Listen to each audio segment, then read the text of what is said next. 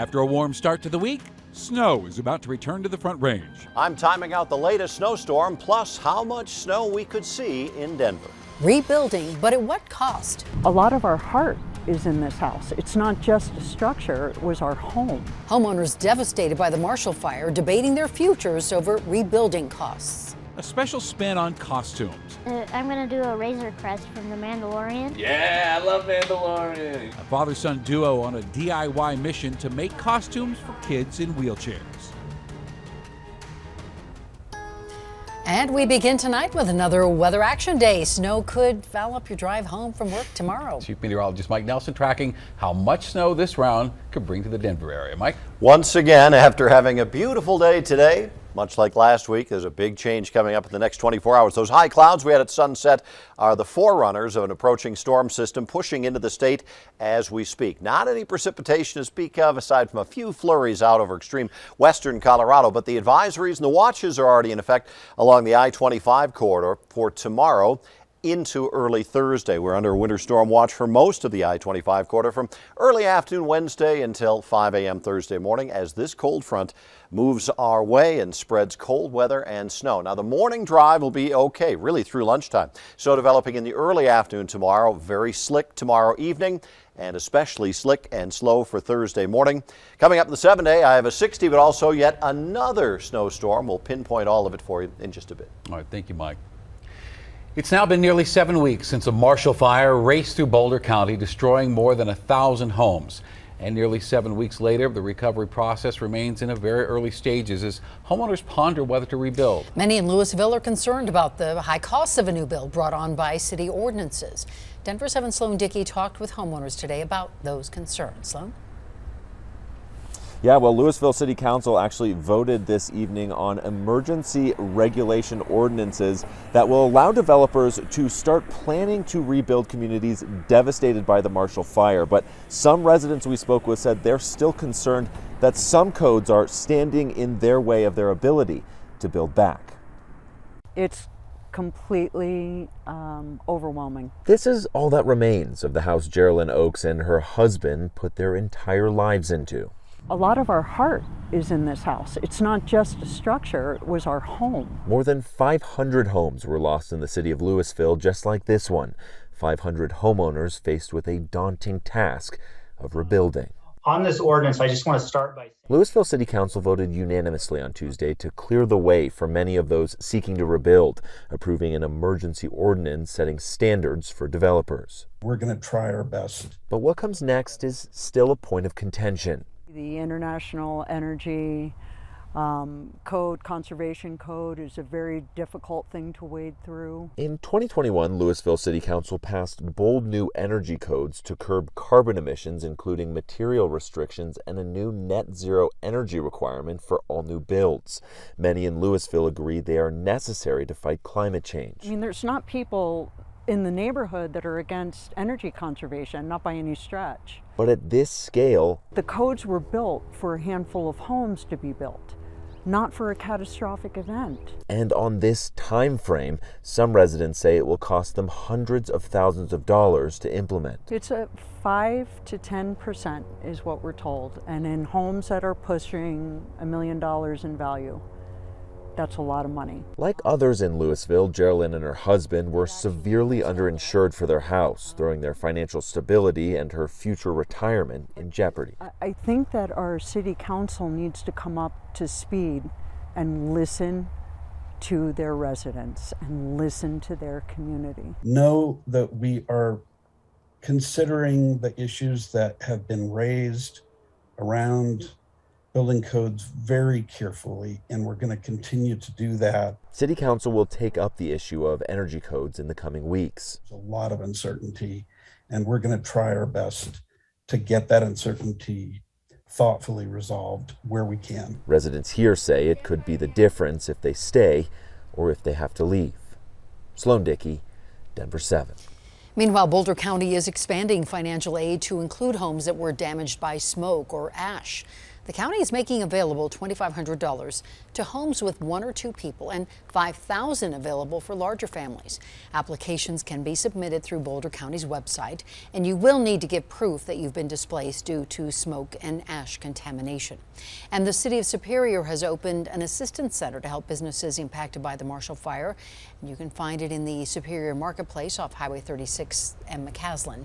The center will have free work and meeting spaces, plus access to computers, the internet, and other office supplies. Authorities are asking for your help finding a woman who went missing after she called 911 for help. Now, Clear Creek County Sheriff says Melinda DeFoyle del Toro called 911 Sunday afternoon. She told dispatchers her car was stuck in the snow near Miners Candle area. While responding deputies were able to locate her vehicle, but not DeFoyle del Toro. Authorities are asking anybody who sees her to please call 911 or the Clear Creek County Sheriff's Office. Well, the Douglas County School Board will hold a special meeting tomorrow to discuss the search for a new superintendent. And this will be the board's first special meeting since February 4th, when the conservative majority voted to fire Corey Wise as superintendent. Now, tomorrow night, the board will discuss a hiring process and timeline, a job description, and interview questions for applicants. And unlike the meeting earlier this month, this one will have public comment. It begins at 5, and Denver 7 will be there. After years of trouble, changes are in store for the Aurora Police Department. Last night, the City Council approved a $4.5 million contract with IntegraSure, a Florida-based firm that will oversee state-mandated changes to training and hiring policies. And today, Denver 7 talked with the president of that company, and Jeff Schlanger says his firm will take a community approach while focusing on reforming the troubled department.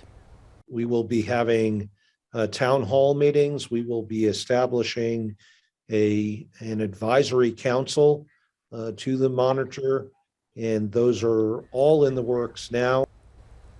And he believes consent decrees like the one given to APD can truly work. And he cited his work with the Los Angeles Police Department, where he says public trust grew. Governor Gov Polos is making it official. He will seek a second term.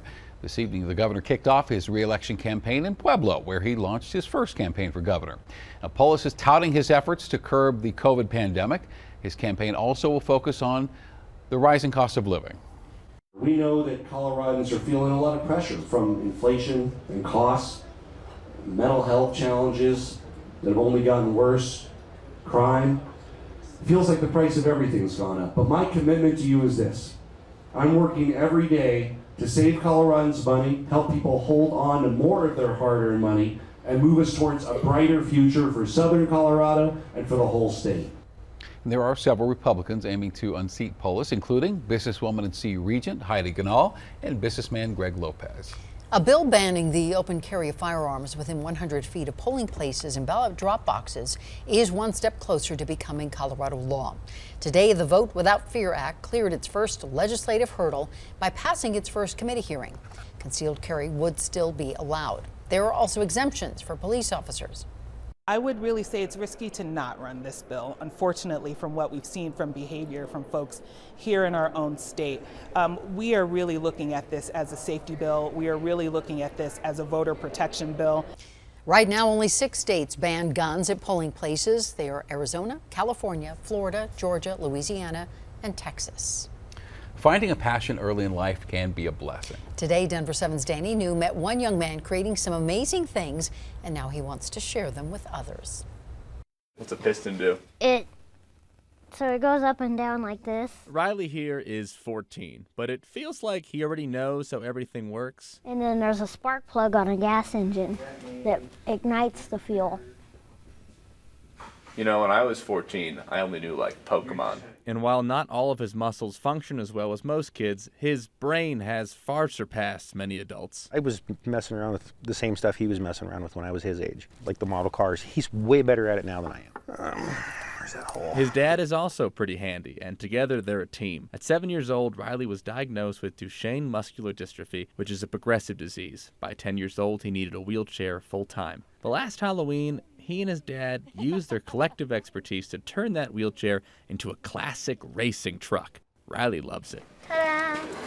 cream. Building this together, of course, gave Riley an awesome costume on a holiday that can be tricky for kids in wheelchairs, but it also allowed his dad to reemphasize an important lesson. I've gotten criticism for pushing Riley, for mentally telling him you don't give up. Find a workaround.